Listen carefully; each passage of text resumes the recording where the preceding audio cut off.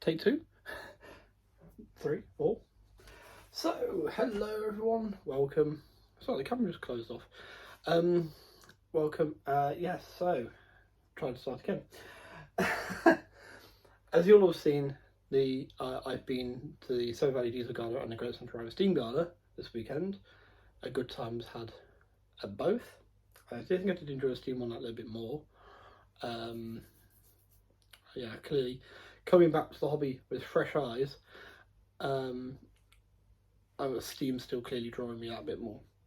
Anyway, I made some purchases. I thought I'd do a bit of a show you the purchases, a channel update, and a me update as well as a mail call from Foxy Transfers, which is what I was just starting to do when the garage closed off. So anyway, so yes, we'll start in reverse order this time. Got this t-shirt from the Patriot Society, and the project to build a LMS Patriot 460. This is the closest I'll get to see London North West Railway Clawton. On Saturday, from the Class 50 Alliance, I brought this book, Steam's Lament, London Midland Scottish Sheds, Volume 1, which covers Shed 1A to 7D. The Nuneaton was 2D, then 2B, then 2E throughout its life, in LMS ownership and that, so BR ownership, sorry, LMS and BR ownership.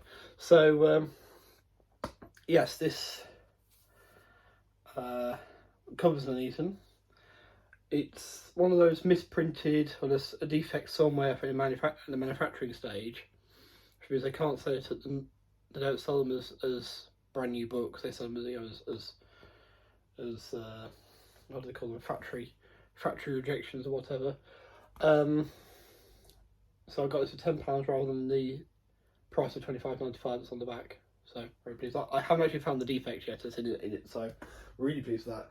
If I ever find it, I'll let you guys know.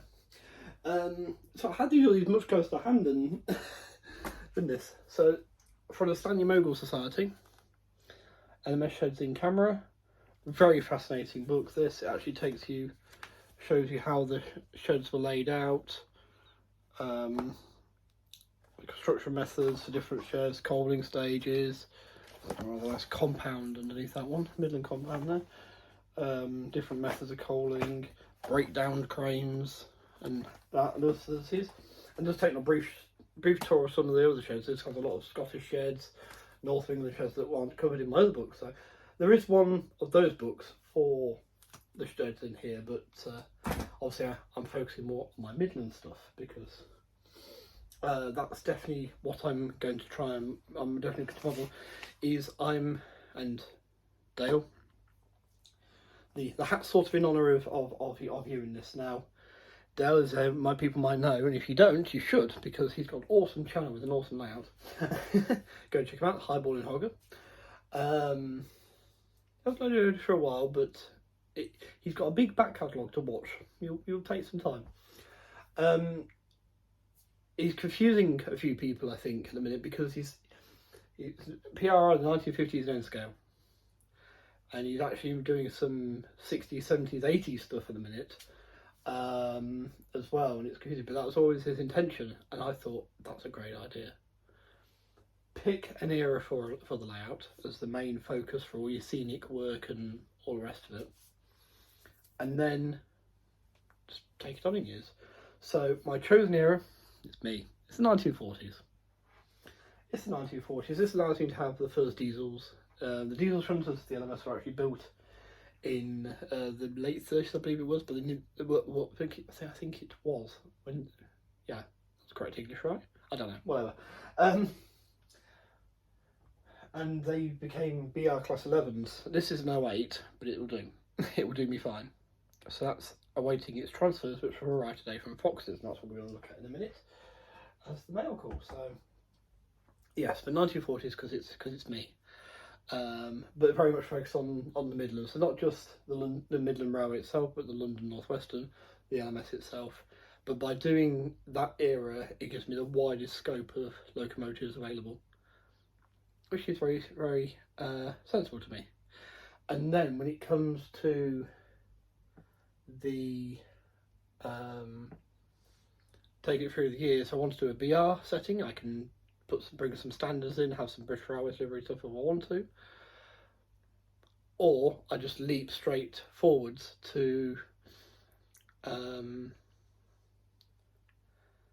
preservation era, and I run the stock I'm already running, and then I can run other things that are themed around the Midlands.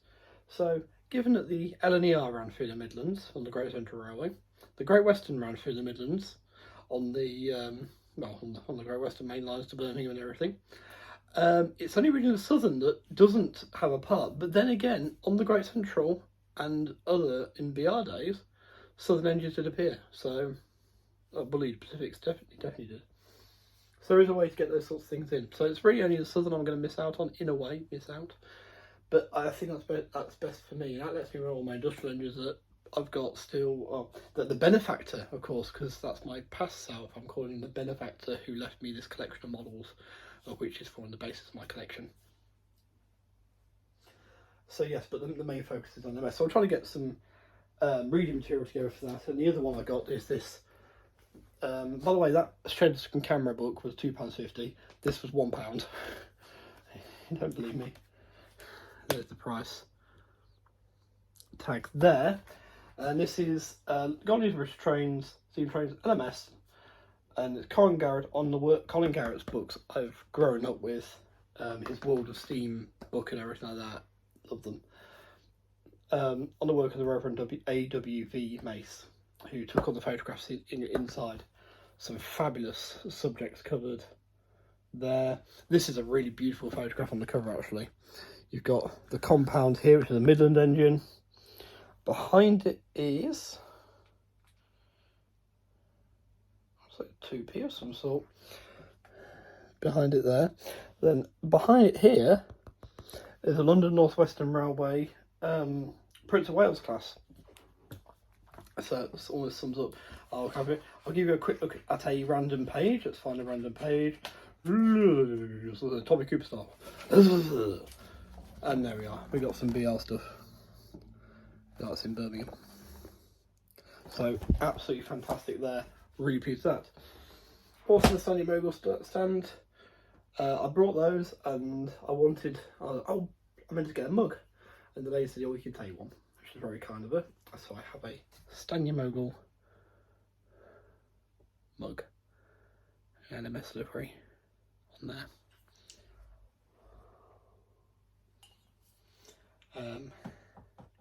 So yes, so the mug was actually extra. I didn't do the mug in the first time round.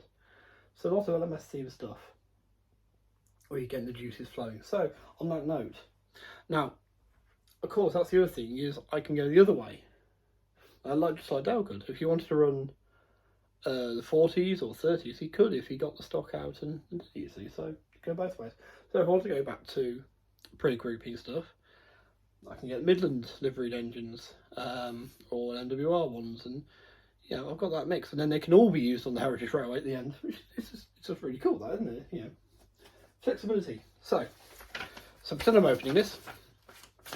There's a little tear sound. Makes it authentic. All right. And basically, it is simply, you just see hang on if I can sway that sheet down. There we are. It's lettering and numbers for cabside numbers for LMS engines in basic plain yellow. This is more suitable for freight locomotives and shunters, so that'll be going on my class 11 shunter there. Now you are 11. 11's had slightly smaller wheels. There is one at the Severn Valley which is a BR built one. None of the LMS ones actually survive, but that's going to be appearing in LMS livery. Now I've got a feeling it's probably going to be an Ibert post-war black, but I've seen some photographs of one painted up in LMS livery with this style, and I thought that's what I want. That's what I'm going to do. And also my ROD 280, my Robinson 04, for those who know what that is. I would pick it up, the body's loose because I was doing bits to it last night. That's also going to go onto that to make that LMS, because that's actually an LNWR. It's back in my set, it's an LNWR one. And I did some research and I have found that some were still kicking around in the 40s on the LMS system because of the war. So yes, so there is the mail call, stuff brought, mail call, and that. So me update, small me update and channel update. So channel update. Very, very awesomely, I, as of tonight, am going to the Duxford season finale air show this Saturday. Can't wait, it's going to be amazing. There's a really good flying lineup. Lots of Spitfires. Hey, that suits me down to the ground. I actually got given another Spitfire at work the other day. It's the Airfix Mark 1.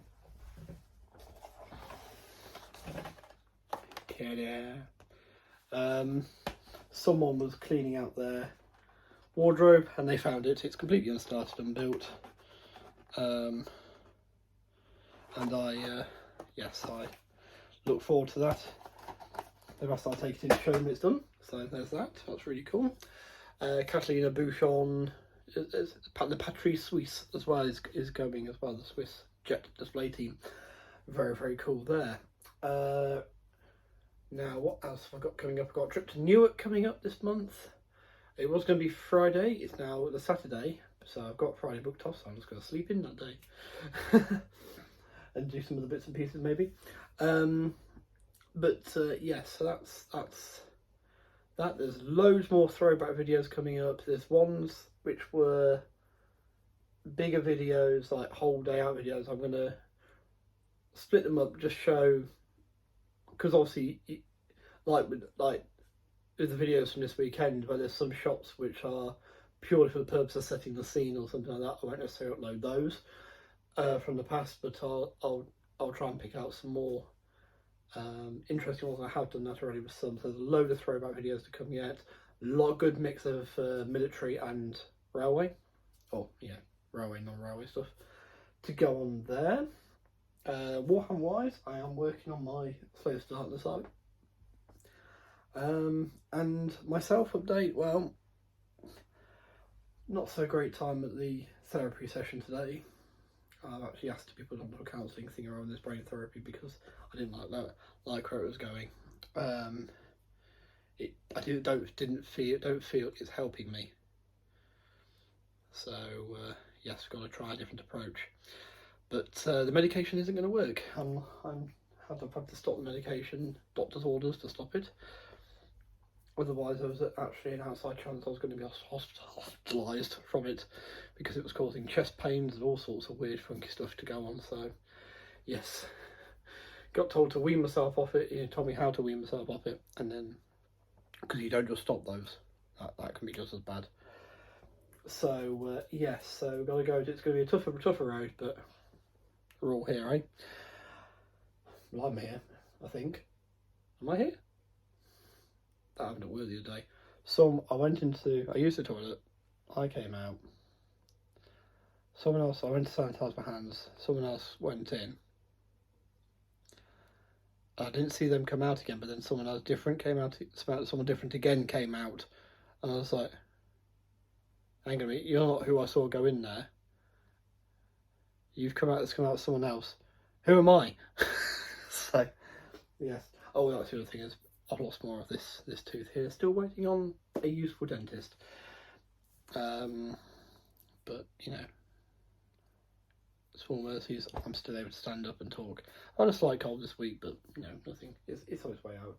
I'm taking the medicine for that, which fortunately is not having any adverse effects on me. Yes, so with that, I think that's the end of the... Choppers!